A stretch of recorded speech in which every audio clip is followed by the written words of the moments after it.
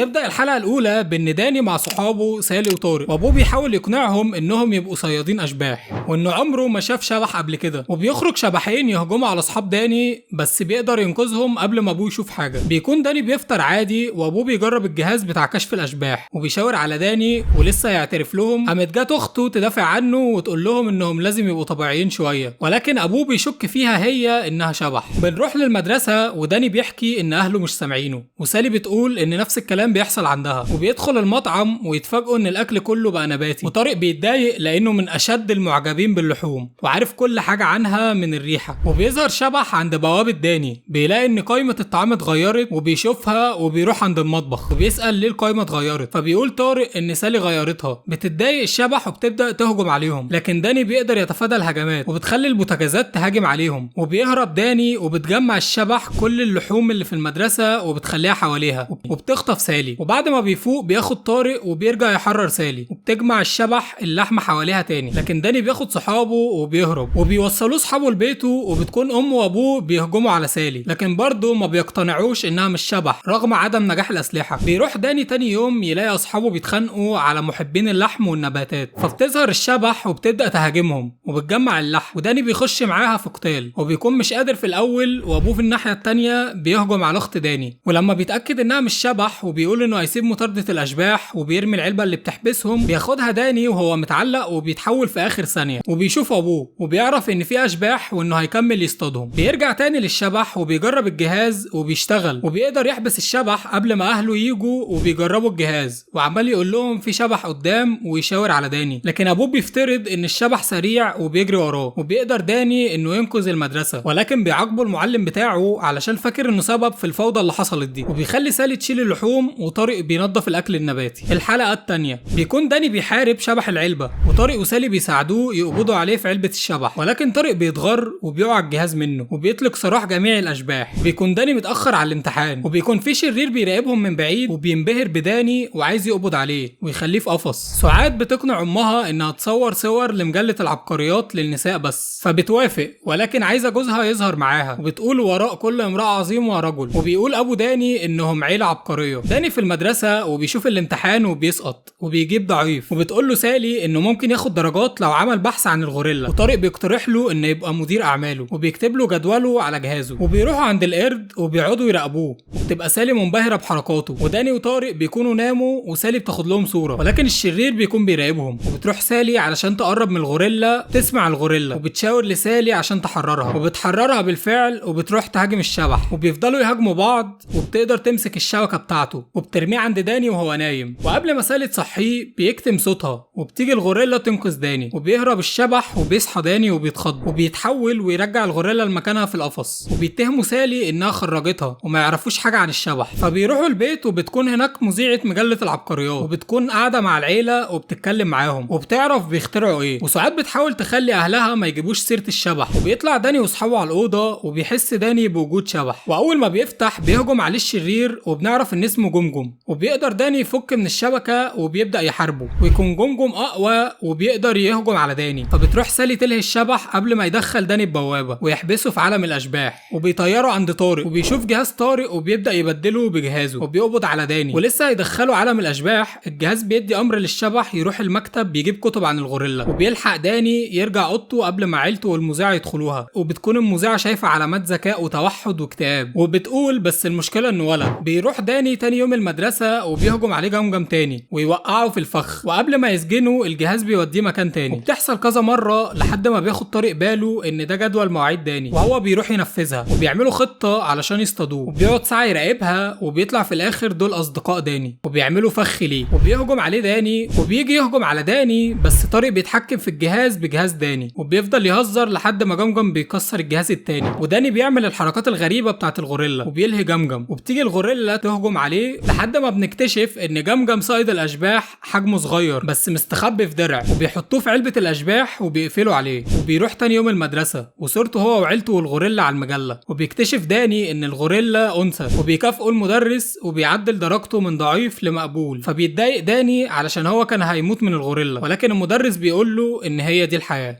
الحلقة الثالثة بيكون ابو داني مخترع صنارة علشان تصطاد الاشباح، وبيخلي داني يمسكها عقبال ما يروح الحمام، وبتمسك الصنارة في تنين كبير بيبدأ يهاجم داني وبيرد له الهجوم، وفي ضربة بيقع من التنين عقد في شنطة داني وبيرجع لشكله الأصلي، وبيطلع بنت شبح وبتجري تدخل البوابة، وداني ما بياخدش باله من العقد. بيروح المدرسة وبيكلم أصحابه على حفلة المدرسة عاملاها، وإنه عايز يكلم ياسمينة أجمل واحدة في المدرسة، لكن ما بيقدرش يتحكم في قوته قدامها علشان بيكون متوتر وبتضحك عليه. لكن سالي بتيجي تدافع عنه وتقول عليها إنها مش حلوة، فبتقرر ياسمينة إنها تخرج مع داني كتحدي وتغيظ سالي. وبيكون داني ماشي في طريقه للمدرسة وبتجيله ياسمينة وبتقول له إنها موافقة تخرج معاه، وبيجي عضل يرخم عليه، لكن داني بيقدر يتحكم فيه ويبعد عن ياسمينة، وبتخرجه من الدولاب وبيقع منه العقد، وبتشوفه ياسمينة وبتعجب بيه وبيديهولها داني علشان تخرج معاه. وبتكون ياسمينة في المول وبتدور على تيشيرت عجبها، ولما ما بتلاقيهوش بتتضايق وبتغضب وبتتحول لتنين. وبيكون داني قريب وبيتحول لما بيحس بشبح، وبيلاقي التنين وبيبدأ يحاربه، وبيكون قوي لكن بيقدر داني يضربه ويوقعه بعيد، وبيقع العقد في شنطة. ولما ياسمينة بترجع لوعيها بتشوف العقد في الشنطة والتيشيرت اللي عايزاه وبتفرح، وما بياخدش داني باله. داني وطارق بيجهزوا للحفلة، وسالي بتكون لقيت لهم معلومات عن التنين وانه ليه علاقه بالعقد. بيفكر داني ازاي يقدر يقنع ياسمينة انها تديله العقد، وبتكون سالي مش جايه الحفله، ولكن داني بيتحكم في طارق وبيروح لسالي علشان ياخدها الحفله. وبيتضايق طارق علشان كان عايز يروح مع هايدي، ولكن بيتفاجئ بسالي في فستانها وما بيقولش حاجه في الحفله. بيكون داني مع ياسمينة وبيقول لها انه عايز العقد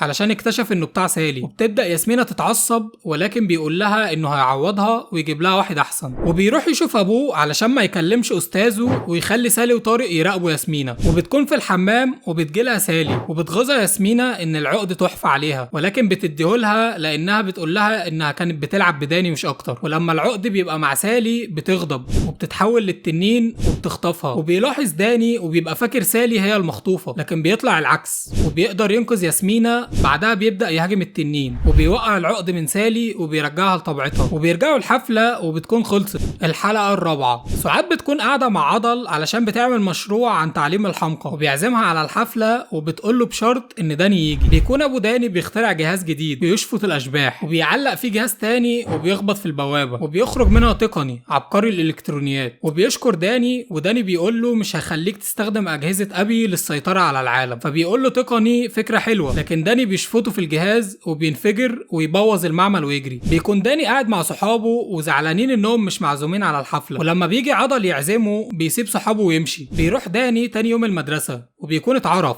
وبيسيب صحابه كل ما حد يندهله، وبيروح يشوف عضل ويقول له يجيب اللبس ده، وما بيكونش معاه فلوس وبيقول له انه معاه اللبس طبعا. وبيقرر يروح يبيع اجهزة ابوه القديمة، وما بيعرفش انها مسكونة من الشبح، وبيجمع الفلوس ويتجاهل صحابه اللي هيقعدوا في بيت سالي. بيكون احد الاجهزة بتهاجم داني ولكن بيتفاداها وبيرميها بعيد علشان يكمل طريقه للحفلة. وبيروح الحفلة ويلاقي ان عضل غير اللبس وكل الحفلة لابسين زي صحابه، وبيتضايق وما بيعرفش يقعد في الحفلة. وبيكون سالي وطارق قاعدين مستمتعين، وطارق منبهر بثراء سالي وعيلتها، وبتكون جايبة ريموت من داني وبيبدأ يبوظ المكان. وبيخرج وبيتجمعوا كل الاجهزة في بيت عضل، وداني بياخد باله لما بيطلع فوق وبيلاقي تقني بيبني الاجهزه، ولكن بيبقى ناقصه حاجه علشان بيقطع. وداني بيقول له مش هخليك تاخد التحديث، وبيفكر تقني وبيقول له انه ذكي جدا وهيبقى مدرس. وبيكسروا المكان وبيخرجوا داني بره، ولكنه بيكون اقوى من داني. وبيطلب داني من صحابه يساعدوه ولكن بيتجاهلوه، وبيفضل يطلب منهم ويعتذر بعدها فسامحوه وقرروا يساعدوه. وبيحاول طارق يلاقي طريقه ولكن بيقول ان المكان قافل، فبتتصل سالي وبيوصل الجهاز، وبعدها بتوصل الجهاز براس الشبح وبيبدأ يهنج. وبيجيبوا الجهاز اللي بيحبسوا فيه الاشباح وبيسحبوا الشبح وبيهزموه. بيروح داني المدرسة وبيقول لاصحابه انه رجع كل حاجة مكانها وزعلان انه ما قعدش معاهم وبيعتذر لهم. الحلقة الخامسة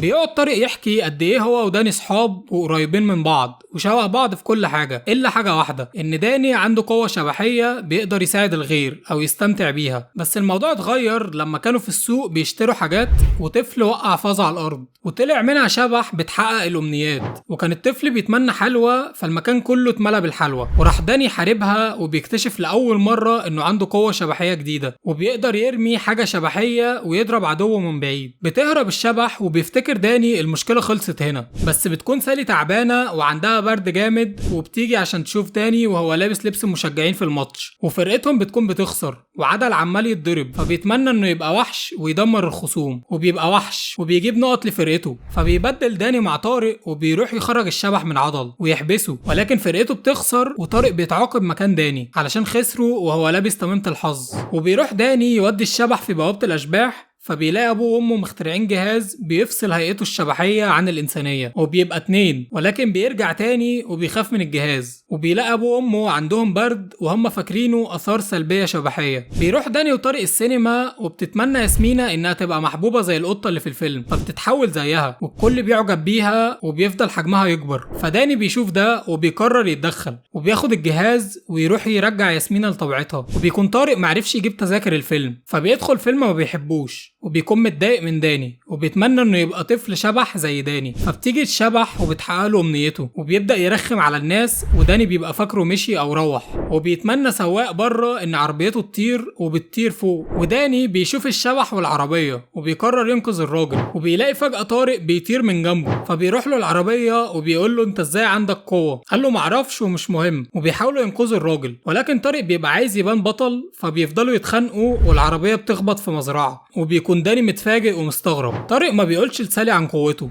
وبيفضل يتفشخر بيها في الشوارع والمدرسه. وبيجي داني يدخل جواه علشان يشوف الطاقه منين، لكن طارق بيبقى قوي وبيطرده بره جسمه وبيقول له ما يعملش كده تاني، وداني بيقول له حاضر. وبيتخانقوا مع بعض في جسم ياسمينة لحد ما بيقول له طارق عن ان الشبح هي اللي ادته قوتها. بيروح داني علشان يعرف عنها وبيلاقي انها كانت جارية عند السلطان وكان وعدها بقصر، لكن السلطانة غارت منها وطردتها، وفضل شبحها بينفذ امنيات الناس ولكن بمقابل حاجة تانية. بيروح داني عند بئر الامنيات علشان يلاقي الشبح وبيلاقيها، وبيسألها عن طارق وبتقول له انه في خلال الظهر هيبقى اقوى طفل شبح في العالم، وبيبدأ يهاجمها ولكن بتكون اقوى منه وما عندوش فرصة. فبيشغل عقله وبيلاقي العلبة جنبه وبيقول لها اتمنى تدخلي العلبة دي، فبتسمع كلامه علشان مضطرة وبتقول انها هتندمه. بيروح يحاول يكلم طارق لكن ما بيستجيبش معاه، وبيفكروا غيران منه وبيهاجمه وبيبعدوا عنه لحد ما بتيجي لداني فكرة وبيبدأ يستفز طارق علشان يطارده ويوصل لبيته، وبيقدر انه يضرب داني وبيمسكه، وكان هيدخل داني بوابة الاشباح. قام داني عطس في وشه، وقام طارق بعد وقال له استخدم ايدك. قام زقه بقوة الطاقة الشبحية بتاعته وبيرميه على الجهاز، وبيخرج من طارق النسخة الشبحية المرعبة. وقبل ما يرجع لطارق بيسحبوا داني في العلبة وبيشكروا طارق وبيتأسف له انه كان وقح معاه، وداني بيقول له انه اسف انه كان بيتفشخر بقوته، وبيتصالحوا وبيجي لهم هما الاتنين برضه مع بعض، وسالي بتكون خفت وبتراعيهم.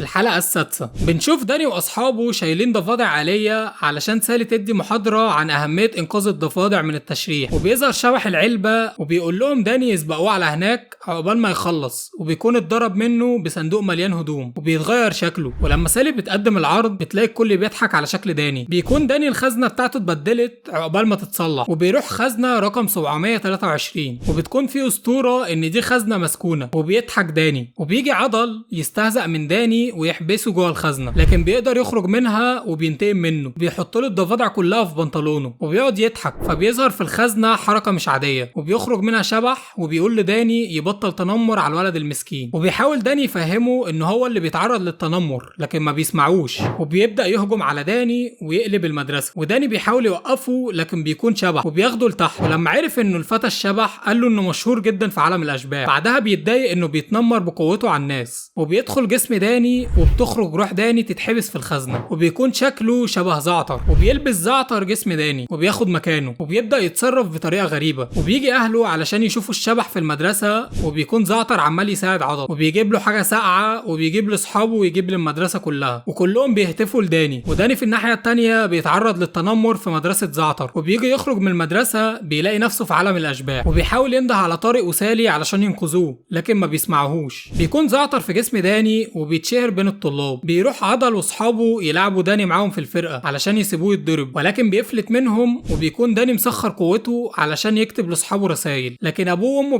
يمسحوها من غير ما يشوفوا، وبيدي ابو داني لطارق القفازات بتاعته علشان هيروحوا المعمل. فبتقرر سالي تستغل شهرة داني وبتقوم مدياله باتش الدفاع عن الضفادع، وباقي الطلبه بتكون عايزه الباتش ده وبتقول لهم انها عندها كتير في الخزنه. وبيكون سالي وطارق ماشيين قدام وبيشوفوه، ولكن بيشكوا فيه وما بيتاكدوش ان هو. فقال لهم على سر ان طارق رجع في شنطه سالي، والموضوع ده محدش يعرفه غير هو وطارق. فبيصدقوه وبيستغربوا ازاي دخل هناك. فبيقول لهم ان زعتر دخل جسمه وخرجوا منه، وبيفكروا ازاي يجيبوا داني. بيروحوا لزعتر وبيقولوا له ان في حد محبوس في خزنته بيتعرض للتنمر. فبيجري وما بيلاقيش حد، وبيمسكوا طارق ويدخله للمرايه، وبيقول لداني انه مش هيعرف يهزمه علشان معاه قوته. فبيقوم ضربه. بعدها بيعرف داني انه مش عارف يستخدم القوه بتاعته، فبيقوم يراوغه وبيهرب من هجماته. بيتفرج صحابه بزعتر عليه وبيشجعوه قصاد داني. فبتيجي لزعتر فكره، وكان هيدخل المرايه ولكن داني كان هيكسرها. فبيقرر مره تانية انه يلبس داني، بس داني كان مستنيه يعمل كده علشان يخرج من جسم زعتر ويرجع لجسمه الحقيقي. وخرج داني على طول من المرايه، وبيكون زعتر متضايق، ولكن لما بيشوف صحابه وشجعوه بيقرر يفضل شويه. ورجع داني وقع على مدرسه وهرب الضفادع، وبيجري المدرس وراها. بعدها بيبقى حزين لانه استهتر بقوته واستخدمها في حاجات تافهه، وكسر المرايه وشافوا المدرس وبينقلوا خزنه جنب الفاشلين. بيجي عضل وشهاب وبيتريقوا على داني علشان خزنته جنب الفاشلين، وبيسيبوه يمشوا. بس داني ما بيتاثرش بده وبيكون مبسوط انه رجع تاني.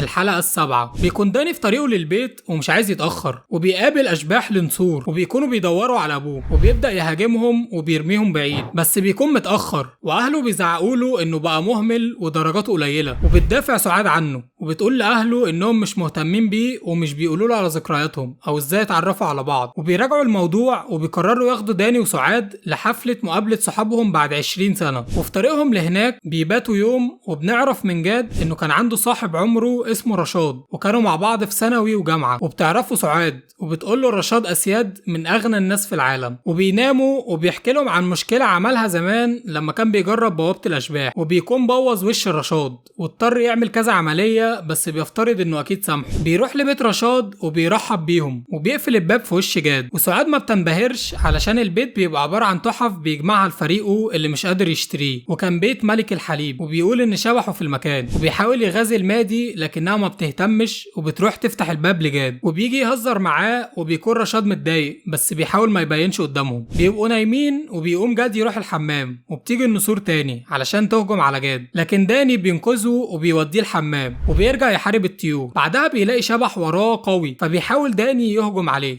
لكن كل مرة بيقدر يمسكه ويرميه. وبيقول ان القوة بتاعت داني ضعيفة، وبيهزم داني وبيغمى عليه وبيرجع لجسمه الحقيقي. وبنعرف ان الشبح ده بيكون رشاد، وبيكتشف ان داني هو نفسه داني الشبح. بيصحى داني وبيكون مش فاكر اي حاجة، وبيجي له رشاد وبيقول له انه لقاه نايم في الطرقة، فبيشكره وبيرجع ينام تاني. وتاني يوم بيقابل جاد ومادي اصحابهم بتوع زمان، ومن ضمنهم سالي شلبي. ورشاد بيبعت داني الدور اللي تحت علشان يجيب له هدية لابوه شايلها له. وبينزل وبيعرف ان الصورة المتقطعة كانت بتاعت ابوه رشاد، وبيلاقي جمجم بيهاجم عليه، ولكن بيرمي عليه صندوق بيمتص طاقته وبيحوله لانسان طبيعي. ولسه جمجم هيقتله، بيجي رشاد ويتدخل ويقول له مش عايز الطفل يموت. وبيكتشف داني ساعتها ان الشبح هو رشاد اسياد، وبيقول له ينضم ليه ويتبرأ من ابوه، وهيعلمه ويطوره ويخليه اقوى. لكن داني بيرفض، بس رشاد بيقول له هتهتم بعد شويه. وبيروح يتحكم في جسم جاد وبيبدأ يهاجم الناس، وبتستغرب مادي. وبيرجع جاد بيحاول يتحكم في جسمه، فبيقول لها ان بيتم التحكم فيه من قبل شبح. وبتجري مادي على العربيه علشان تهاجم الشبح، فبيجي شبح ملك الحليب لداني وبيبدأ يفكه من الصندوق المحبوس فيه، وبيقول له ان فيه اشباح طيبه. بيرجع داني وبيطرد رشاد من جسم ابوه، وبعدها بيهجم عليه، لكن برضه ما بيبقاش قوي كفايه. وبيحاول جاد يطارده بالعربيه مع مادي، وبيخطف مادي. فبيركب داني العربيه وبيبدأ يهجم على رشاد، وبيوقع مادي. وبيدخل داني في جسم ابوه وبينقذ مادي، وبيكلمه انه لازم يعملوا هدنه علشان ما يفضحوش بعض، علشان لو عرفوا السر هيتقبلوا ابنهم، لكن رشاد مش هيتقبلوه. وبيفكر رشاد وبيقرر يوافق على الهدنه، وبيعمل كأن جاد دمره وبيختفي. وبيرجع اهل داني لبيتهم، وبيحس جاد انه زعل صحابه، وداني بيقول له عادي كلنا بنغلط، وبيوافقوا جاد. وبيقول له برضه مفيش تأخير بره البيت. الحلقه الثامنه بيكون ابو داني اخترع سفينه علشان تدخل عالم الاشباح وبيصلحها. فبتيجي مادي وبتقول له انت ما نسيتش حاجه النهارده، وبيكون عيد جوازهم. وبيكون جد ناسي خالص برغم كل التذكيرات، وبتغضب مادي وبتضرب السفينة فبتشتغل. وبيدخل داني عالم الأشباح وبيلاقي شبح ضخم بيقوله إن السفينة ممنوعة في عالم الأشباح وبيحذره، وبيرجع تاني بسرعة قبل ما يعاقبه. بتروح مادي عند أختها وبتقول لجد على الانفصال، وبياخد الشنطة وراها علشان يعتذر لها. وبتكون سعاد مستغربة إزاي أبوها هيعتذر وهو عمره ما اعتذر. وداني بيكون بينظف الشقة وبيستخدم قوته، وبالغلط بيدخل الهدية عالم الأشباح. بيروح داني يدور على الهدية في الأبواب وبيلاقي شبح العلبة، وبيقول لداني يهرب ولكن ما بيلحقش، وبيجي عوكل ويقبض عليهم. وبيروح داني السجن وبيقابل فيه كل الأشباح اللي سجنهم زي جمجم وتقني. وبيكون عوكل بيستجوب داني وبيلاقي الهدية في أوضة عوكل وبيحاول ياخدها، لكن عوكل بيمنعه وبيحكم عليه ب50,000 سنة سجن كعقوبة مخففة. بيروح للغدا وبيلاقي الأشباح مستنيينه وبيبدأوا يهاجموه، وبيلاقي برضه الشبح بتاع الطباخة وبتمسكه. فبيحاول داني يقنعهم إنه ما سجنهمش هنا وهو بس رجعهم عالم الأشباح، لكن عوكل هو اللي سجنهم. وبيبدأوا يقتنعوا فبيسيبوه، وبيعمل داني خطة يمثلوا إنهم بيضربوه وبيعوروه، وبيقول لهم إنه رجله اتكسرت. وبيجي الحراس علشان ياخدوه على المستشفى، لكن داني بيهجم على واحد منهم وبياخد العصاية بتاعته ويديها لجمجم، ويبدأوا يهاجموا الحراس ويمسكوا العصيان. وبيحاول بعض الحراس يقفلوا الطريق، وبتيجي الشبح الطباخة وبتهاجمهم، وبيروح ناحية الباب وبيهربوا، لكن داني بيقول لهم إنه هيروح له عوكل وبيسيبوه. وبيكون طارق وسالي دخلوا عالم الأشباح بالعربية علشان يهربوا من سعاد، وبيسألوا حد وبيطلع الشبح بتاع التنين وبيهاجمهم ويجري وراهم، وبيدخلوا بوابة السجن. وبيروح عند عوكل وبيكون داني بيتضرب منه، فبيجي طارق وسالي بيقولوا له إنه هنا في عالم الأشباح البشر هم الأشباح، وبيرجع داني كإنسان وما بيقدرش عوكل يلمسه. وبياخد داني الهدية وبيرجع مع سالي وطارق. بيكون جد بيحاول يعتذر لمادي عند أختها المطلقة وبيبقى مش عارف يقول إيه، وبيكتب ورقة وبيشجعوا أهل القرية، لكن بيقول لها إنه أهبل ومش عارف يقول إيه، وإنه بيحبها ومتأكد إنه عايز يديها اهتمام أكتر من الأشباح. وبيدور على الهدية ما بيلاقيهاش، ولسه هتقول له مادي أنت نسيتها. قام داني جه مع سعاد وقالوا لها لا ده نسيها علشان البعوض. بيفرح أبو داني وبيقول له هيزود له المصروف وبيديها الهدية ويحتفلوا مع بعض. الحلقة التاسعة بتكون المدرسة بتحضر الاحتفال والمدرس متحمس جدا، وبيظهر شبح وداني بيجري وراه. وسعاد بتكون بتكلم المدرس وبتقول له ان داني تصرفاته غريبة وخايفة تكلمه علشان ما تبقاش متطفلة. وبيروحوا أوضة المدرسة بهيرة وبيدمروا الأوضة، وبيهرب الشبح وبيرجع داني لشكله وبيلاقي سعاد والمدرس جم. بتبقى أوضة الأستاذة بهيرة وبتكون الأخصائي النفسي بتاع المدرسة ومساعدها، وبتتكلم مع المدرس تقنعه ان داني يقعد يتكلم معاها. بنعرف ان بهيرة بتقعد مع الطلاب وبتقول لهم كلام سلبي يأثر فيهم، وبتقول له ان اخته قالت عليه فاشل، وبيتضايق داني. وطبعا علشان درجة الحرارة قليلة ما بيحسش داني بسبب البرد. بتكون ساعات بتحاول تكلم داني وهو وسط اصحابه، لكن بيحس ان في شبح وبيقول لها ابعدي عني وبيجري وبيسيبها. وبيجي مساعد بهيرة على شكل دبور وبيبدأ يهاجم سعاد، وبيجي داني ينقذها ويخرج الدبور بره، ولكن الدبور بيستخدم ديله وداني بينسى يتفاداه فبيسيبه. وبيجي يجيب العلبة علشان يحبس الشبح، ولكن بيكون هرب. وداني بيكون متأثر بكلام بهيرة وبيقول ممكن انه يكون فاشل فعلا زي ما سعاد بتشوفه. بتحاول سعاد في البيت تكلم داني عن الأشباح وهو بيعمل عبيط كأنه ما يعرفش حاجة. ولما بتنده امها وابوها علشان يشوفوا داني يعرف ايه عن الشبح بيدبسها وبيقول لأهله ان سعاد شافت شبح وما قالتش، وبيسيبهم ويمشي. وبيجي الشبح يدبس داني علشان يقعد مع بهيرة، ولما بيروح لها بتخليه يلبس لبس يضحك الناس كلها عليه وبيبقى سلبي اكتر. وبهيرة بتتبسط لده علشان بيخليها اصغر. وبتحاول سعاد تروح الكافيتيريا تكلم داني، ولكن بيحس ان في شبح وبيجري يطلع بره. بتروح سعاد وراه علشان تشوف ماله، وبتشوفه هو بيتحول وبتكتشف ان اخوها شبح. وبيجي صحابه وبيحاولوا يقولوا لسعاد انهم ما شافوش حاجه ويمكن تكون مهووسه زي ابوها، فبتعمل نفسها مقتنعه وبتمشي. بيروح داني يهاجم الشبح اللي بيتفادى هجماته علشان يخليه يدمر المكان، وبيمشي الشبح. وبتكون سعاد شايفه كل ده من بره وهو بيتكلم مع صحابه بعد ما الشبح مشي. بتروح سعاد وبتحاول تتكلم مع داني علشان يحكي لها سره، وبتحكي له انه ليه شايفها متسلطه لكن ما بيقولش حاجه. وبتشوف ابوها وامها بيستخدموا الجهاز اللي بيفتت الاشباح. بيروح داني المدرسه وبيكون كل الناس مكتئبه، وبتقول له سالي انها مكتئبه على طول. وبيشك داني وبيشوف الصور على جهاز طارق، وبيعرف ان بهيرة ممكن تكون شبح. وبيروح يراقبها وبيسمع مخططاتها مع شريكها وانهم عاوزين يهاجموا سعاد. بتحاول سعاد تتكلم وتحفز الطلاب، وبيروح داني يهاجم بهيرة وشريكها وبيقولوا له على خططهم، وبيحاول ينقذ سعاد. وبهيرة بتأمر مختار يهاجم داني، فبيشوفوا داني عمال يعمل حركات نينجا، فبيحطه في علبة الاشباح، وبتيجي بهيرة تهجم عليه لكنه بيقدر يلف ويهاجمها، وبيجري علشان يلحق سعاد، وبتنبسط سعاد لكن ما بتقولش حاجة. بتيجي بهيرة تمسك داني ولسه هيمسك العلبة فبترميها، وبتقعد تقول له انت فاشل ومش طفل ولا شبح. وسعاد عمالة تقول انها ما تعرفش الشبح لكنه عايز معاملة احسن من كده، وبتتحول بجهاز ابوها وبتهاجم بهيرة وبتقشرها، وبيبان شكلها الحقيقي وهي عجوزة، وبيحطها داني في العلبة. بتكون سعاد واقفة مع داني ومش عارف يتكلم يقول ايه، وبتمثل سعاد انها خايفة منه وبتقول له يهرب ويمشي. وبيكون المدرس بيدور على سعاد علشان الكل رجع حيويته لما سعاد اختفت، وبيكون داني مبسوط واهدى.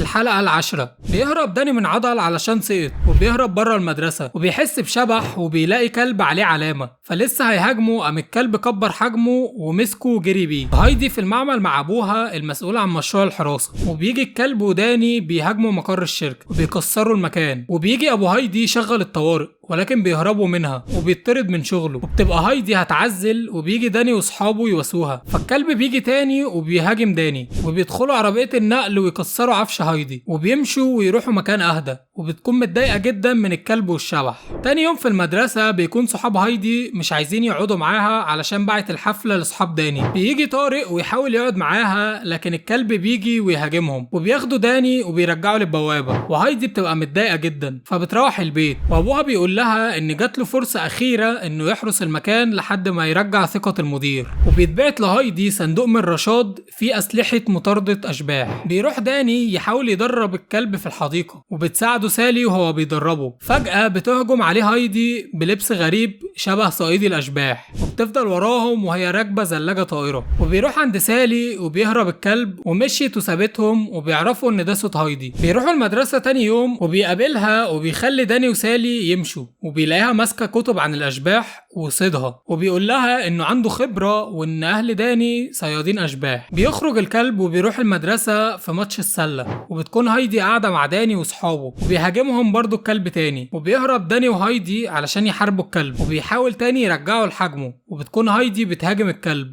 ولسه هتهجم على داني، معرفتش تفتح علبة الاشباح، وبيقع عليها طارق وبياخدها داني ويعلقها. وبيروح الشركة اللي شغال فيها ابو هايدي، بيروح مع صحابه وبيخليهم يخلوا بالهم من الكلب وهو هيستكشف المكان. وبتكون هايدي قاعدة مع باباها في الشركة، وبيروح يجيب أكل ويسيبها هناك، فبيدخل داني يستكشف المكان، وبتهاجمه هايدي وهو مش بيكون عايز يهاجمها، وبيبدأوا يهجموا على بعض ويدمروا المكان. وبيشوف الكلب داني وبيجري عليه وبيكسر الشجرة اللي كان مربوط فيها، وبيحاول يدافع عنه. وقبل ما يهاجم هايدي داني بينقذها، ومع ذلك بتقع تهجم عليه، فبيجري وبيدخل مكان بعيد، وبيعرف انه كان بيت لكلاب الحراسة، وبيعرف الكلب عايز ايه، وبياخد الدمية وبيطلع. والكلب كان عمال يهاجم هايدي، بس داني بيهديه باللعبة، لكن داني بيرمي اللعبة والكلب بيجري وراها، واول ما بيمسكها بيختفي. وبيكون ابو هايدي جه وفي مشكلة، فبيهرب داني وبيسيبها، لكن طارق بيجي ويساعدها ويقع في الشبكة. وبيجي ابوها ومدير الشركة وبيثق فيه المدير، بس بيقول له انه لسه هيفضل تحت الاختبار. وبتروح هايدي المدرسة لكن ما بتقعدش مع صحابها، ورشاد بيكون سايب لها سلاح جديد.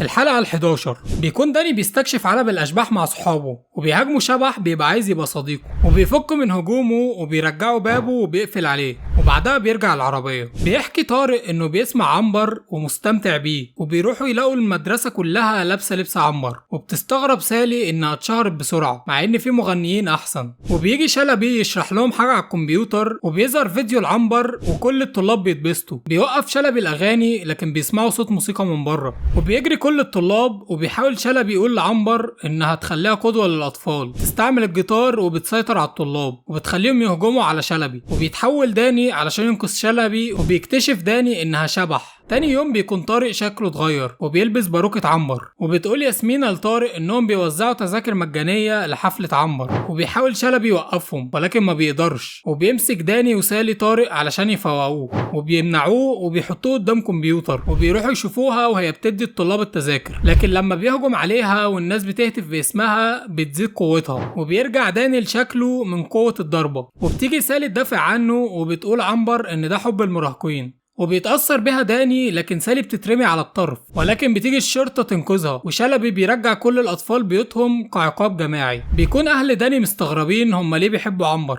وبتستغرب سعاد، وبيفكر جاد هيعمل معاهم ايه، وبيحبسوهم في البيت، وبيبقى عايز يحطهم في صندوق مسامير، لكن مادي بتحطه هو. وبتعدي عنبر على كل الشباب وبينزلوا من بيوتهم علشان يشوفوها. وبيكون داني بيفكر في سالي وبتجيله، لكن بيقول لها ليه لابسه السماعه اللي اداها لها. وبتعرف سالي انها مقاومه للصياح الشبحي. وبيفتكروا طارق وبيروحوا له وبيحاولوا يرجعوا داني. وبيروحوا لحفله عنبر علشان مفيش وقت، وبيحاولوا يتسللوا للصوت علشان يمنعوا المايكات، لكن طارق بيتكلم وبتقفشه عنبر وبتخلي عضل واصحابه يمسكوا داني. وسالي بتقول لداني يتحول ويروح يوقف عنبر، لكن ما بيبقاش عايز يسيبها. بتقرر سالي تقرب من عضل علشان داني يرجع لطبيعته، وبيتعصب وبيتحول ويروح يهاجم عنبر، فبترميه بعيد بس هو بيهاجمها بالمايك وبتدافع بالجيتار، لكن بتقدر انها تكسر المايك. وبيقعد يفكر ايه اللي ممكن يخلي الناس تتخلص من سحر عنبر، وبيخلي طارق يغني ويقنعه ان صوته حلو. واول ما بيغني الصوت بيبقى مزعج، وبتخلص الزوبعه اللي فيها داني، وعنبر بتضعف علشان محدش بينده باسمها، وبياخدها داني وبيحطها جوه العلبه. شلبي بيقول لهم ان كلهم سقطوا، لكن طارق الوحيد هو اللي نجح ورفع درجات المدرسه. وسالي بتتمنى ان عنبر ترجع علشان تخلصها من الحوارات دي. الحلقه ال 12 بيبقى داني وطارق جوه لعبه، وبيبقى قدامهم شخص اسمه فوضى قوي جدا وبيقدر انه يهزم داني وطارق. فبيتضايق داني لانه لابس الخوذه وما عملتش غير انها بوظت شعره، قام رميها فخبطت في زرار البوابه وقامت اتفتحت وخرج منها تقني. بيشوف تقني اللعبه وبيقول انه عالم تافه بس ممتع، وبيزقه وبيتحول، وبيجي يهاجم تقني بيوقفه وبيكهربه، وما بيعرفش داني يهجم عليه، وبيهرب تقني ويسيبه، وبيروح ينام في الفصل علشان بيبقى سهران طول الليل وبيكون في امتحان. بيروح بعد المدرسه مع طارق وسالي يدور على تقني، وبيكون تقني مجمع اجهزته وبنى جسم اقوى. بيخلي داني طارق يجري حوالين تقني، وبعدها بيجي داني ويهجم عليه، وبيكون تقني جاي يضربهم، وبيبني حاجز لاول مره بيرد الضربه بتاعه تقني وبتوقعه، وبيقول انه زهق من الاجهزه والهزايم وبيدمر نفسه. وبيبقى داني مبسوط انه اختفى، ولكن تقني بيدخل في جهاز سماعه داني، وبيحس داني انه لسه موجود، لكن بيقرر يروح يكمل لعب. بيقعد مع طارق وبيحاولوا يهزموا فوضى، ولكن بيهزمهم بسهوله في اللعبه، وبيسيبها داني علشان يروح ينام. وتقني بيدخل اللعبه، وبيتضايق مستر شلبي من استهتار داني ونتائجه، وبيديله فرصه يعيد الامتحان بعد 3 ايام. بيروح داني يلعب وما بيهتمش بكلامه، وبعدها طارق بيقابل تقني وما بيبقاش عارف هو مين، وبيساعده في اللعبه وبيعلمه ويعدوا المستويات مع بعض. وبعدها بيشرح له انه لو كسب وخد ال7 مفاتيح هيتحكم في العالم. بيفرح تقني وبيفضح نفسه ويقول خطته، وطارق بيعرف، لكن تقني بيهزمه. وبيبقى داني مع مستر شلبي، وبيحاول المستر ينصحه ويوديه لاهله ويقول لهم انه مستهتر ومش بيذاكر. وبيتضايق ابوه وامه وبيسالوا المستر طب المفروض نعمل معاه ايه. بيقول لهم انه لازم يقعد في المدرسه بعد الفصل، وهو وسعاد بيقولوا انه وراهم حاجات بعد المدرسه. وبتقول له امه انه مش هيمسك اي جهاز الكتروني الا بعد الامتحان. وبيحاول طارق يكلم داني، لكن ابوه بيدمر التليفون. وبنكتشف ان فوضى يبقى هو سالي وما كانتش قايله لهم. وبيجي شلبي وبينده داني، وبيروح مع المدرس وبيقعد يذاكر، واصحابه عمالين يحاربوا تقني. بيخلص داني وبيقول انه جاهز للامتحان وفاضل مستوى اخير لتقني ويسيطر على العالم. وداني بينجح وبيكون مبسوط. بيرجع داني يوري النتيجه لاهله ويكلم صحابه علشان يلحق يساعدهم، وبيقولوا له ان تقني فاضل له مفتاحين علشان يسيطر على العالم. وبيكون داني لسه في المستوى الاول. بيقولوا له ان تقني بيستعمل قوه شبحيه، فبيتحول داني وبيخش اللعبه، وبيوصل عند تقني ويهاجمه مع صحابه. وكل ما بيهاجموه بيضعف وحجمه بيصغر. وسالي بتقول لطارق يشتته علشان تجيب قوه اكبر. وبيحاول داني وطارق وبيضرب طارق وبيخرجه من اللعبه. وبيتضايق داني وبيتحرر، ولسه هيحط المفتاح قامت سالي جت بعد ما حجمها كبر وداست عليه. وبعدها داني فتح بوابه المستوى 0 علشان ما يعرفش يخرج من اللعبه خالص. وبتحدفه سالي، داني بيقفل عليه وبيرجع طارق تاني. وبيجوا هما ال3 علشان يكسبوا اللعبه. وفجاه بيضرب عليهم هما ال3 وبيخسروا، وبيطلع مستر شلبي هو اللي كسب ومعاه المفاتيح وسيطر على العالم للمره التانيه. وبيضحك وبيقول انه محتاج ينضج شويه، وهم ما يعرفوش مين اللي هزمهم. الحلقه ال 13 بيكون داني بيحارب الاشباح وعمال يقبض على واحد، وسالي وطارق معاه بيقولوا له على اماكنهم. فداني بيخلص عليهم ومستغرب هم كتار ليه النهارده. بنلاقي ابوه عمال يفتح ويقفل البوابه علشان يجرب البصمه بتاعت عيله فلتة. وبيكون في عالم الاشباح واقفين طابور قدام البوابه، وبيكون واحد سايق موتوسيكل اسمه عوني وصاحبته عايزين يلحقوا بوابه، وبيخلي زيلو يفضل فاتح البوابه عقبال ما يعدوا. بينجح هو لكن هي ما بتلحقش، وبتتعلق بين العالمين، وبتديله حاجتها علشان يلبسها لواحده تانية وتاخد هي مكانها. وبيخرج يختار اخت داني اللي هي سعاد، وبيخرج بره وداني جاي يحاربه، بيلاقي زيلو خرج يهاجمه، وبيقع داني العمود بيقع على العلبه يبوظها، وبيخرج كل الاشباح المحبوسه. بيكونوا في الملاهي، وبتكون سالي بتقول لطارق يعملوا خطه علشان يقبضوا عليه، وبيكون عوني بيأمر زيلو انه يروح يحرك الشاحنه، والعيال بيتريقوا على طارق، وبيسند على العربيه فبتتخبط في الملاهي وبترمي الناس. بيروح داني عشان ينقذ الناس، وبتكون سعاد هيتخبط فيها، وما بيلحقش داني ينقذها، وعوني هو اللي بيروح علشان تنبهر بيه. وبيكون داني متضايق لحد ما بيديها الوشاح بتاع صاحبته وبيأثر عليها، وبتحاول تتعرف عليه وتعرف اسمه. بيروح داني يقول لأهله، وبيكون بيقول نفس الكلام بتاع ابوه، انها ما ينفعش تجيب حد احمق غريب وتفتح له بوابة الاشباح. وبيتضايق عوني وبيمشي، فبتزعق سعاد لداني علشان بيتكلم زي اهلها. بيروحوا تاني يوم المدرسة، وطارق بيكون قاعد بياكل، وكله بيقول عنه سيء الحظ، وبيخبط في خلية نحل، وبيجي عوني يسلم على سعاد وبياخدها ويمشي بعيد، وبيكون داني وراهم، وعوني بيبعت الظل وراه وبيهاجمه، لحد ما داني بيضرب قوة مضيئة وبيفكر ياخده المكان يكون فيه ضوء. وبيدخل داني والظل للسينما لحد ما الكاميرا بتنور وبتشتت الظل، وبيرجع لعوني ضعيف. وبيكون داني مش عارف ازاي يتدخل عند اخته، وبيقع قبل ما يديها الخاتم اللي هيخليه يتحكم فيها. بتروح تقول لاهلها وبيزعقوا له بس بصوت واطي بيشجعوه انه يتجسس على اخته. وبيكون طارق بيغير شخصيته شبه سالي وعايزه تخليه كئيب. بيجي عوني تحت بيت سعاد وبتقول له لو عايز يجي ويسمعوا الموسيقى، وبيجي داني يلحقها وبتقول له يبطل يتجسس عليها. وبتكون صاحبة عوني بتستعجله، فبيضرب داني وبيرميه على الخزانه، وبيلبس سعاد الخاتم، وبتتنقل صاحبته مكان سعاد والعكس. لكن بيجي داني في اخر لحظه يخطف الخاتم من ايد اخته، وبيهدده بيه وبيهرب، والظل بيجري وراه. بيكون داني بيلف وبيهرب من الظل، وبيتصل بصحابه وبيردوا لما طارق بيرجع للقبو تاني. وبيكون عوني بيمنع اهل داني انهم يخرجوا يهاجموه، وبيلحق داني وبيقول له انه كان مستنيه، وبيخلي طارق يشغل اناره المكان، وبيختفي الظل، وعوني بيكون اضعف، وبيقدر داني يسحب عوني جوه العلبه. وبيجي اهل داني علشان يلحقوه لكن ما بيلاقيهوش عوني. بيرجعوا يقولوا لسعاد انها كانت مصاحبه شخص خطر، وبتقول لهم معاكم حق، بس داني هو اللي قال لي الاول، وابوه كمان بيكافئه.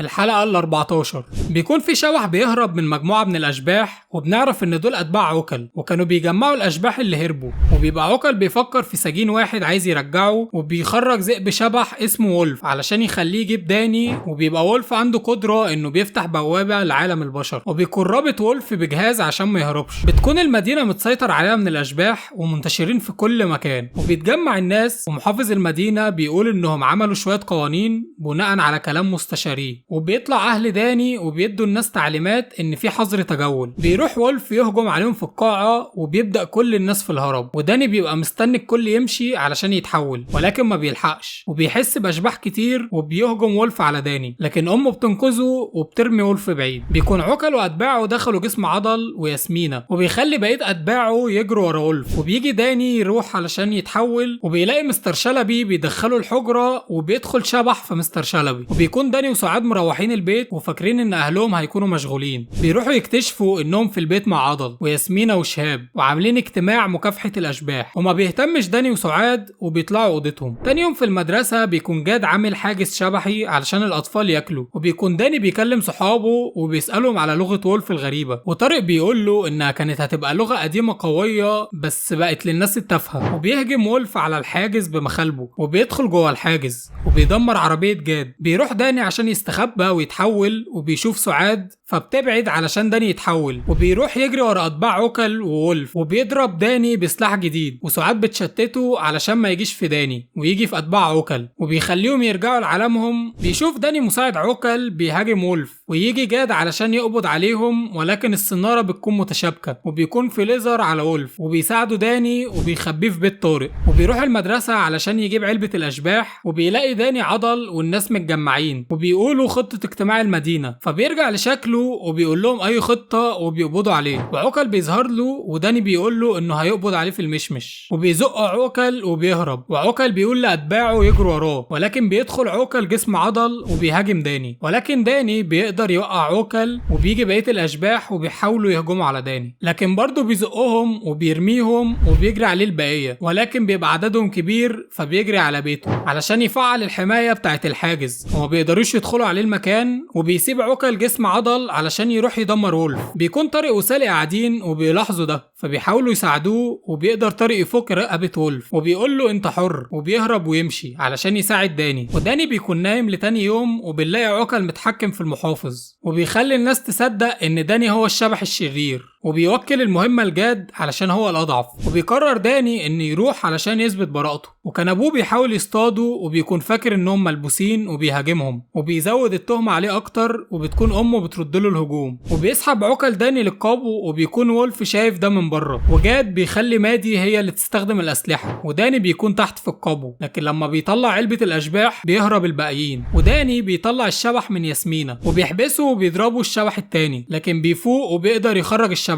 من جسم الشاب ومستر شلبي، وبيدور على العلبة. بتيجي مادي وبتهاجم الأشباح، ولسه هتهجم على داني، لكن أتباع عوكل بيسحبوه، وقبل ما يحطوه في علبة الأشباح بيجي وولف وبيطلع الأتباع والمساعدين، وبتهجم عليهم مادي، وبيجي عوكل بجسم المحافظ علشان يخلي داني يبان إنه خاطف العمدة، وبيجي يدخله وولف بيبعد المحافظ وعوكل، وبتشوف داني ماسك المحافظ. بتهجم مادي عليه، وبيجي وولف وبيحط عوكل قدام البوابة وبيتسحب معاه، وبتيجي مادي علشان تهاجم داني وما بيكونش عارف يهرب، ولكن الجهاز بيكون ما اتشحنش، وبيقول لها الى اللقاء وبيمشي. تاني يوم الامور بترجع لطبيعتها، وبيكون هو العدو الاول، وبيسالوه صحابه هتكمل في اعمال التحول ولا لا علشان هيبقى صعب. بيقول لهم ان هو لو ما حماش المدينه مفيش حد هيحميها، وانه مش هيقدر يتجاهل نداء النجده. وبيبقى ابوه وامه بيهجموا على شلبي علشان فاكرينه شبح. الحلقه ال15 بيكون داني بيواجه خصم صعب ومش عارف يمسكه، وبيضرب عليه ليزر لكن بيقدر يمتص الطاقه وما بيتاثرش، وبيهاجم داني وبيقع في المدرسة، وبيرجع لشكله ويوقع الطلاق على العضل، ولسه هيمسكوا يضربوا، لكن بيجي شلبي وبيقول لهم انه هيعاقبهم دلوقتي هما الاتنين. فبيقول له عضل انه نجم رياضي، وبيوافقوا شلبي، لكن عايز يخزن طاقتهم علشان يعمل حفلة اكبر من حفلة ميس محاسن. وبيقول داني انه هيكسب عضل بسهولة وهيتحدوا بعض، وبيعملوا رهان، وبيفكروا في افكار، بس طارق بيقول له انه تافه، وبيتحول لشبح وبيدخل ملاية. وبتيجي سالي وبتكون جايبة افكار علشان داني ما عندهوش افكار، وبتحكي له عن فارس الليل والسيف اللي لو لمسك هتشوف اسوأ مخاوفك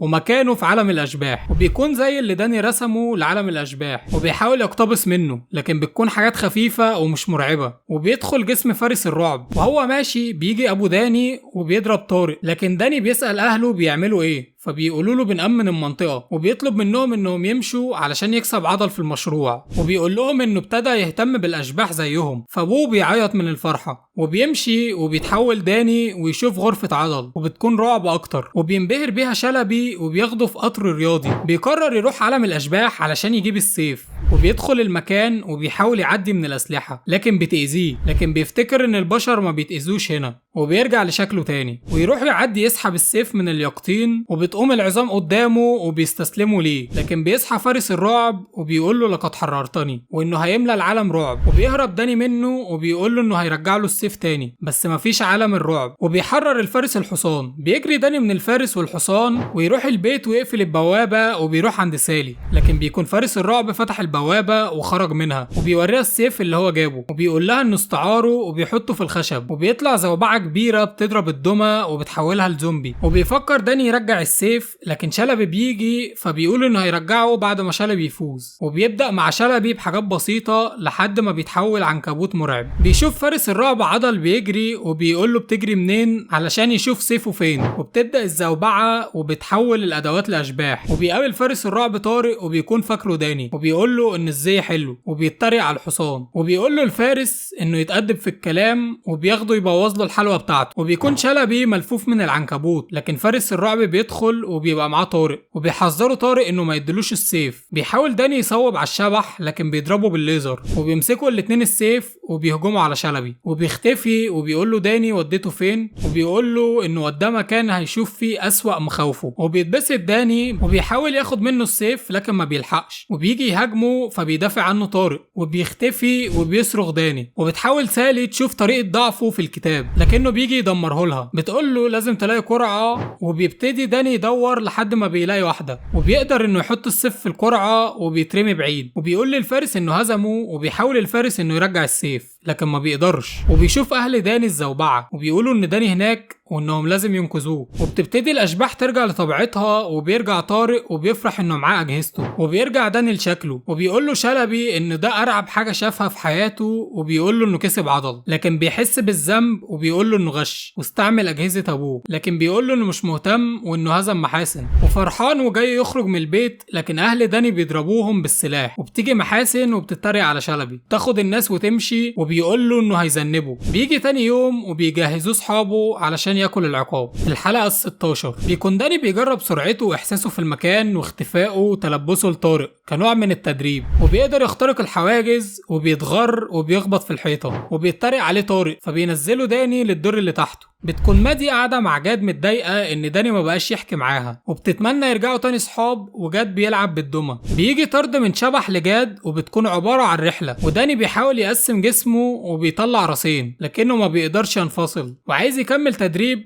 لكن امه بتقول له انهم هيسافروا مع بعض لحضور ندوه وبيكون زعلان، وساعات بتقول له انه محظوظ علشان هي هتفضل قاعده مع ابوها. وجاد بيدي مادي حزام يحميها من الاشباح، وهي بتقول له انه يخلوا باله من البيت. وبتكون مادي مبسوطه انهم طالعين رحله على طياره خاصه، وداني مش مبسوط ومستغرب ان في جبال وان مش ده هو المكان. وبيجي لهم معلق الطياره وبيكون وقع منها وسابها، وبتحاول مادي توقف الطياره لكن ما بتقدرش، وبيحاول داني ينقذها لكن الحزام بيأثر فيه جامد. بينطوا من الطياره وبيطلع شبح وبيشكرهم على المشاركه في المؤامره، وبيرجع للطياره وهم في طريقهم للغابه وبيقطعوا الاشجار فبيلاقوا رشاد. بتفرح مادي لكن داني بيتضايق. سعاد بتشوف الجهاز الجديد بتاعه وبتخرج بتلاقي شبح قدامها، لكن جاد بيجي وبينقذها بالسلاح الجديد وبيفعصه، وبتشكره سعاد وبتفرح وبيستعد لحمايه البيت. بيكون داني قاعد عند رشاد وبيشوف البيت ومش بيبقوا مطمنين لبعض. بيروح رشاد لمادي علشان يعتذر لها على اللي حصل في الحفله، فبتقول له انه ممكن يكون مشوش لكنه طيب، وبيقول لها انه مسامحه على الحادث اللي حصل له. وبتستغرب مادي وبتقول له ايه ده، وبيقول لها تسيب جاد وتفضل معاه هي وداني. بتسيبه مادي وتاخد داني وتمشي، وبيتريق عليه داني. بيكون جاد بيتهاجم لكن لما بيتهاجم بتاخد سلاحه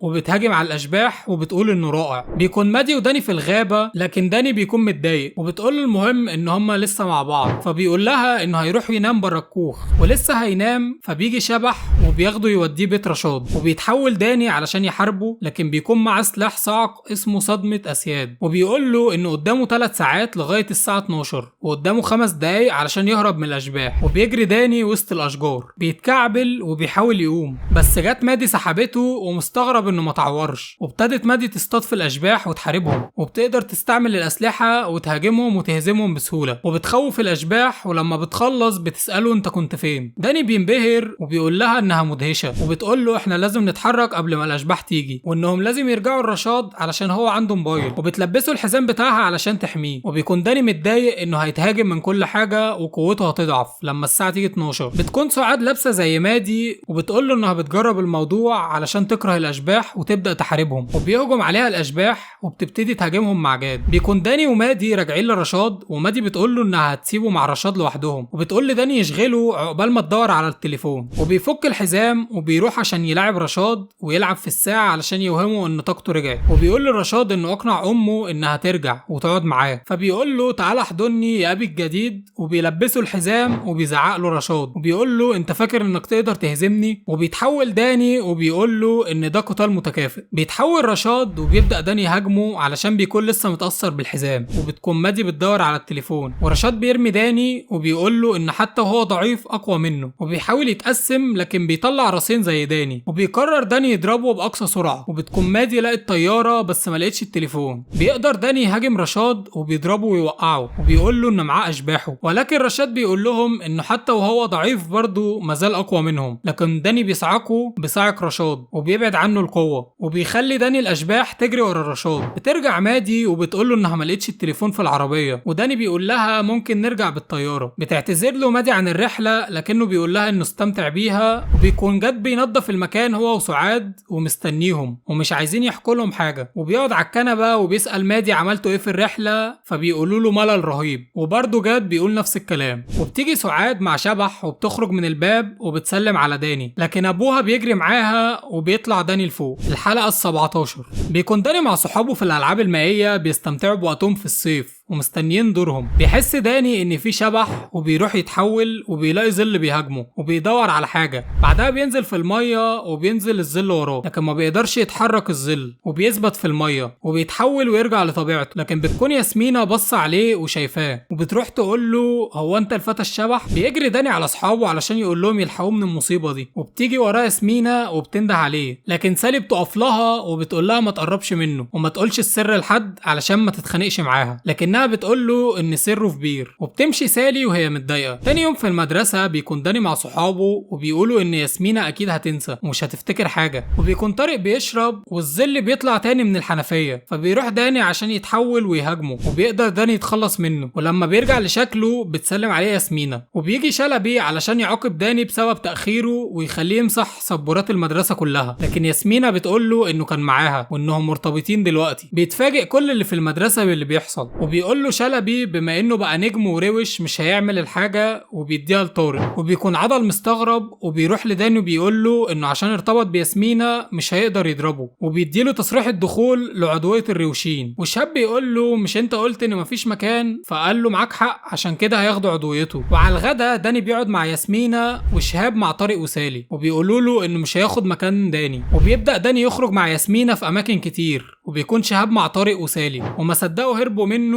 فبيلاقي طارق شمس صاحبة ياسمينة وبيقول ان دي فرصته علشان يقرب منها بما ان ياسمينة هتنزل مع داني. بيروح علشان يكلمها فبتقول له انها مستنياه من بدري وقعدت تديله كتابها ومواعيدها وبتقول له ما تتأخرش. فبيفرح وبيسيب سالي وشهاب بيجي لها وبتحاول تتهرب منه، فبيزعل انه مش زي داني وانهم مش متقبلينه. لكن سالي بتقول له ان انت اهتماماتك مختلفة عننا، فلو حابب تيجي معايا ندوة للكئيبين تعالى، وهو طبعا بيوافق على طول. بيكون داني مع ياسمينة في صالة البولينج وبتلعب ياسمينة لكن ما بتعرفش تجيب ولا واحدة، وبتطلب من داني يساعدها وبيقول لها ان ده غش، لكن بتقدر تقنعه وبيساعدها فعلا. وبتجيب الكورة وبتنبسط ياسمينة جدا، وبيحس داني ان الظل موجود وبيتحول عشان يروح له، وبيكونوا بره وبيتخانقوا مع بعض. وبيكون داني بيتمسك وبيجي طارق يساعده وينور له الكشاف ويبعده عن داني. وبيكون عوني عند ياسمينة وبيقول لها تعالي يا كيتي وكفاياكي عند. وبنكتشف ان ياسمينة كانت كيتي داخله جسمها، وبيتفاجئ داني وبتقول له انها مش هترجع له. وبتفوق ياسمينة فبتلحق كيتي ترجع لجسمها وبيخطف ياسمينة. بيقدر داني انه يتفادى ظل وبيروح علشان ياخد ياسمينة وبيمشي. وبتحكي له انه بعد ما سرق اجهزة ابوه وبقى يخرج من عالم الاشباح، وبيكون عوني بيبص على اي بنت في المدينة فاتضايقت وسابته وقررت تخليه غير علشان عوني بيكره داني. وبتقول له انها ممكن تفضحه وقالت له هشوفك بكره. تاني يوم بيقول لهم داني انه مخنوق من كيتي ومش عارف يتخلص منها، وبتقترح سالي فكرة وبتنده عليه ياسمينة وبيختفي وبيقول لها ايا كانت الفكرة هينفذها. وبيروح يتفق مع عوني انهم هيعملوا تمثيلية. بيقعد داني مع كيتي وبيقول لها انه هزم عوني علشانها وانه ممكن يعمل كده، وبيجي عوني يهاجمه وبيقول له عوني انها مش تمثيلية، فقال له خلاص مثل انها بتوجع وبيوقعها على الارض. وكان هيقضي عليه لكن كيتي بتعيط وبتخرج من جسم ياسمينة علشان تنقذ عوني ومش هتسمح لاي حد انه يضربه او يهزمه. بيوافقها داني وبيقول لها انه مش هيقف في طريقهم وبيسيبهم يمشوا. واول ما عوني بيدخل عالم الاشباح بيجي داني ويدمر جهاز عوني، وبيروح يقول له انهم ما اتفقوش على كده. فبتسأل كيتي اي اتفاق وبيقول له داني ما كانش لازم تقع بلسانك، وبيمشي وبيسيبه. بيرجع داني لياسمينة وبيسألها انت عارفاني؟ فبتقول له طبعا انت الدرفيل الخفي اللي انقذني. فبيفرح انها مش فاكراه وبيمشي ويسيبها. تاني يوم بيجي داني علشان يكلمها فبتزعق له، وبيجي شهاب علشان ياخد عضويته مكان داني، وبيقول له طارق انه كان فاضل له ختم وياخد ايس كريم ببلاش. الحلقه ال18 بيكون داني طاير علشان يروح المدرسه وبيكون جمجم بيراقبه ولسه هيهجم عليه. بيلاقي داني اتعرض لهجوم وبيستغرب من مين. بنلاقي هايدي بتهجم عليه وما بيكونش عايز يأذيها، وبيكون جمجم بيفكر يختار يقبض على مين، فبيقرر يخليهم يتنافسوا واللي يكسب هو اللي هيحبسه عنده. بيرن جرس المدرسة وبيسيبوا بعض ويروحوا بعيد، وبيكون داني وهايدي متأخرين مع بعض، وبتيجي ميس محاسن بتقول لهم انهم هيبقوا مع بعض في المشروع، والمشروع هو عبارة عن رعاية طفل كزوج وزوجة. بيكون داني متضايق وبيحكي لاصحابه وبيقول لهم انهم هيهتموا بشوال دقيق، وطارق بيقول له كويس عشان تتعلموا المسؤولية. وبيكون داني متضايق انه هيقعد مع هايدي اسبوع كامل، وهايدي بتوزع قدامه جدول للمسؤولية، وبيكون الشوال بيعيط وبتسيبه له هايدي علشان بتقول له انها مشغولة ومش تافهة زيه. بيدور جمجم على طعم علشان يديهولهم يكملوا منافسة، فبيجيب شبح العلبة، وبيكون داني عند المطعم وبيصور طارق وسالي، وطارق بياخد الشوال عشان يغير له، وداني بيسيبه معاه علشان يروح يحارب شبح العلبة. بتشوفه هايدي وبتهجم عليه، وبترمي هايدي داني بعيد، وبيحاول داني انه يهاجمها لكن ما بيعرفش، وهجوم هايدي بيأثر على الناس، فداني بيرجع لطبيعته علشان هايدي تسيبه. بيقرر داني يروح يودي الشوال لهايدي، وبيلاقي طارق عضل وياسمينة بيتخانقوا على مين يهتم بالطفل، وبيقول لهم ان ممكن يتحملوا مقابل فلوس. بيوصل داني عند هايدي وبيشوفهم جمجم، وبيستنى داني يمشي علشان يخطف الشوال ويديه لداني، وبتشوفه هايدي وبتبدأ تهجم عليه، وبيطير داني وبيهرب، وبيحاول يفهم هايدي عن جمجم لكن ما بتصدقهوش، وبيسيب الشوال وبتسيبه هايدي، وبيكون جمجم عامل فخ وبيقبض عليهم ويوديهم لعالم الاشباح وبيربطهم مع بعض، وقرر انه يصطادهم. وبتحاول هايدي تعرف هي فين ومين ده، وداني بيشرح لها انه بيطاردهم ولازم يهربوا، وبتلاقي سلاحها قدامها وبتحاول تسحبه لكنه بيكون فخ وبيطلق عليهم سهام. بيجي واحد فيهم في داني وبيشل حركته، بتاخده هايدي وبتحاول تهرب بيه. بيكون طارق بياخد الشوال من ناس تانيين علشان ياخد فلوس اكتر، وسالي بتتضايق انه مش مهتم بالشوال كطفل، لكن طارق بيقول انه هيهتم بيه. بيوصل داني وهايدي لحافة مكان وبينطوا، لكن هايدي بتجيب الزلاجة وبتهرب، وبيحاول داني يشرح لها انه اكتر خبرة في عالم الاشباح وما بتبقاش عايزة تثق فيه، بس بيقول لها انهم محبوسين مع بعض، وبيدخلوا باب علشان يبعدهم عن جمجم. بيشكر داني هايدي انها انقذته، وبتتكلم انها بتقع في مشاكل وانها وقعت في مشكلة مع البلهاء، وبتحكي انها شغالة شغلانتين وهو مش مهتم اصلا. وهم بيكسروا الكلبش بيظهر جمجم وبيقول لهم انهم سابوا حاجة مهمة بالنسبة لهم، وبيقولوا في نفس الوقت انهم لازم يرجعوا. وبيوصلوا عند جمجم وبيلحقوا الشوال وبيتعاونوا مع بعض قصاده. بيمسكهم جمجم وبيسأل ايه اهمية الشوال ده، بيطلع الشوال ريحة في عين جمجم. وبيكونوا عند سلاح هايدي، بيستغل داني ده وبيقوم سحبه ومطلق السهام على جمجم، وبيثبتوه وبياخدوا المفتاح وبيهربوا. بيرجع طارق من عند سالي وهو سايب الشوال بتاعهم هناك، وبيرجع يلاقي امه طبخت كل الدقيق وعملت بيه كحك، فبيتفزع. بتشكر هايدي داني وبتقول له نخرج ازاي، وبيعملوا هدنة، وبيدخل جواها وبيتحكم فيها وبيرجعها بيتها تاني. وبيعرف انها شغالة في المطعم، وبيقول لها انه ما كانش يعرف انها شغالة شغلانة متعبة كده. بيروحوا المدرسة وبتشوف المدرسة الشوال وبتكون حالته سيئة، ولكن علشان رفقة بيهم بتديهم مقبول، وبتدي سالي امتياز، وطارق بيشيل وبيرجع الفلوس للناس تاني. وبيعرفوا انه داني بيشتغل مكان هايدي علشان يحس بيها شوية وانه لازم يقدرها. وبتكون هي بتطارد شبح العلبة.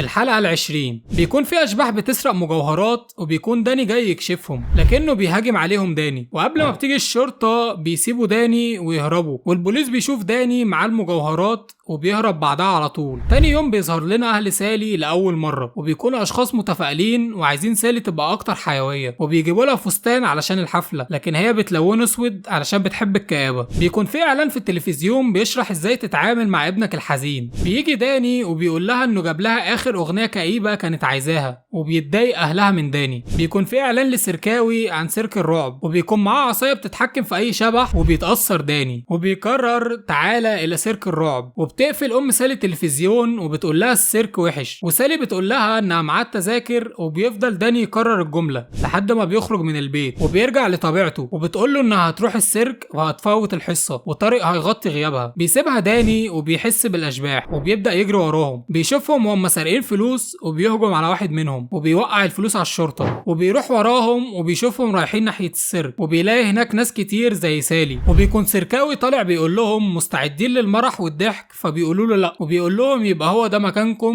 سيرك الرعب. وبيبدأ يطلع اتباعه ويبهروا الناس، وبيشوف داني عصاية وبيتأثر بيها، وبيكون ابوين سالي بيعرضوا الغاء السيرك علشان بيأثر على الاطفال، وانه بيتحكم في داني، وبيقول ان داني وسالي سايبين المدرسة علشان السيرك. بيكون داني وسالي واهلهم في مكتب المديرة، وبيهاجموا داني وعيلته لما بيحدف عليهم بجهاز اشباح، ولسه سالي هتدافع عن صحابها ولكن بيكونوا قافشين طارق. سيركاوي بيكون في السيرك وبيحكي ان العصاية دي عيلته كانت بتستعملها للتحكم في الاشباح، وهو هيتحكم بداني. وبيكون داني واصحابه متعاقبين عند شلبي في المكتبة، ولما بيجي طارق يشغل الحفلة وبيتأثر داني وبيجي يخرج من المكتبة بيمنعه شلبي، فبيتحكم في داني وبيحبسه في الأوضة ويمشي. وبيكون سيركاوي بيقدم داني على انه عشماوي، وبتكون سالي بتدور على داني وبتشوف سيركاوي وبيخلي داني يقبض عليها، ولما بيفوق بيتحكم بيه اكتر وبيخليه يعاقب سالي ويخليها تعمل العرض. ولما داني بيقطع الحبل بيفوق وبيرجع ينقذها، وبيرجع يتحكم سيركاوي فيه تاني وبيحذر سالي. بتخرج سالي وطارق وبيشوفوا اهل سالي وبيستغربوا هم هنا ازاي، وبيجي اهل داني وبيسالوهم فين داني، وبيقولوا ان شلبي خرجهم. بيكون داني مع الاشباح وبيقودهم وبيهاجم الشرطه، وبيظهر في الاخبار ان سيركاوي بيعزم الكبار والشرطه على الحفله علشان يحكموا بنفسهم، وبيظهر برضو داني والاشباح وهم سارقين. بتكون سالي محبوسه واهلها رايحين الحفله، وبتهرب سالي علشان تروح تلحق داني. بيكون اهل داني وسالي في الحفله، وسالي وطارق بيحاولوا يدخلوا العربه، وبيلاقوا دهب سيركاوي والعصايه بتاعت سيركاوي، لكن بيهجم عليهم داني والقطر بيتحرك، وبيكون باعت اقوى اشباح عنده تهاجم الاهالي وتخوفهم، وبيحاول اهل سالي يهربوا وما بيعرفوش، وبيهجم جاد ومادي على الاشباح باسلحتهم من كل اتجاه وبيقدروا يمحوهم. بيكون سالي وطارق على القطر وبيهاجمهم داني، واصحابه بيحاولوا يكلموه يخلوه يرجع لطبيعته، لكن سيركاوي بيتحكم فيه تاني وبيبداوا يهاجموه. ولسه سيركاوي هيأمرهم يهاجموا، لكن بيقول له طارق يرفع العصايه فوق شويه، وبيتخبط في يافطه، وبيحاول طارق يمسكه لكن ما بيعرفش، وبيمسكوا داني وبيجي طارق علشان يسلم عليه فبيهاجموا داني.